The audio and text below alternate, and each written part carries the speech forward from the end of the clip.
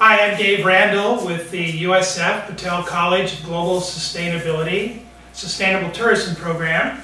And we're out at the National Elephant Center today, helping our students become oriented with elephant behavior as they prepare to journey in their work in Malawi, Africa. And I'm here today with John Lehnhardt, the Executive Director of the National Elephant Center. And John, can you begin by just sharing a few things about the National Elephant Center, what you do and what your goals and mission is? Sure. We're a new organization to Central Florida, and we're a home for elephants. We have sort of three major goals. One is to support long-term sustainability of elephant populations, Asian and African, in North America.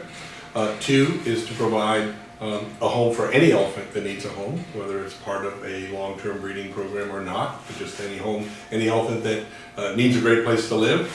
And three is to be a training facility for elephant managers, elephant caretakers, veterinarians, and also conservationists who want to learn about how to care for elephants and hopefully how to manage elephants long term. And one of the things we learned today is you really are a model for sustainable tourism to have a better habitat for those people that use elephants in the tourism industry. And maybe you could share your three major things you're trying to teach other caretakers of elephants in the tourism industry on how to better manage their habitat.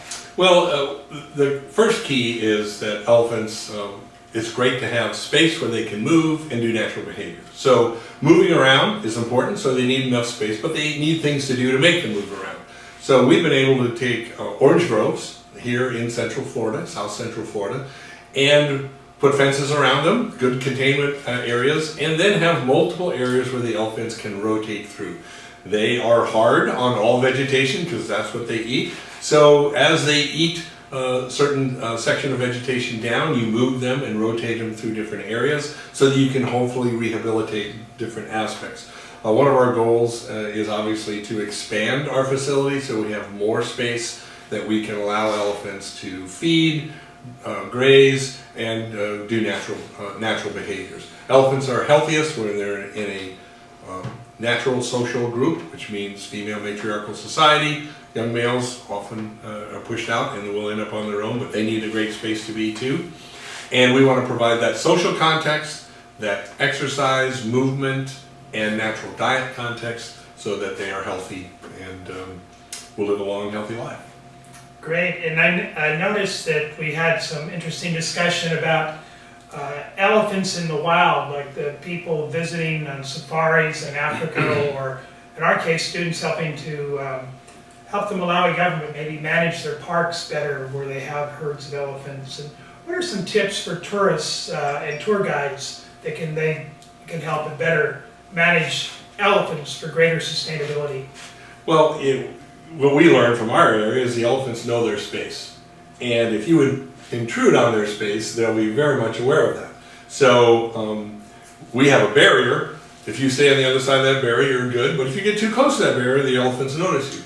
And I think elephants in the wild know the space that they need. So you want to keep a healthy distance away. You never want to intrude into a herd of elephants where you might get between a mother and a calf, which would be a very dangerous thing. You never want to be surrounded by elephants.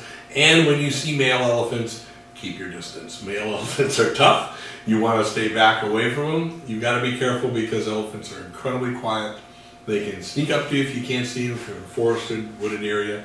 They can just appear without you knowing it. So the most important thing is to respect their distance and keep away from them and just not do anything that's going to overly attract their attention or overly make them think that you might be a threat or a concern.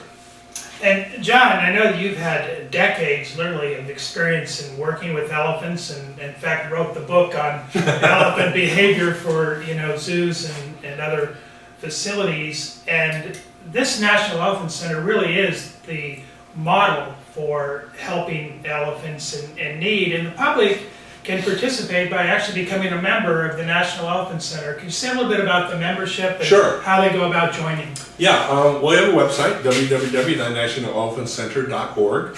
We also have a Facebook page. You can find us on Twitter. We have a membership program where you can go in, you can sign up online. There are many different membership levels. We're not open to the public, but we are going to have an annual visitation day for members.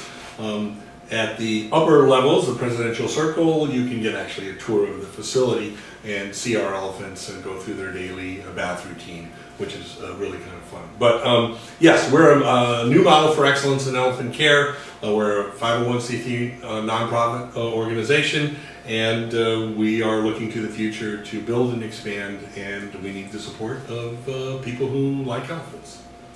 Thank you, John, and thank you for all you're doing for elephants here at the National Elephant Center. Thank you, Dave. Thanks for coming down.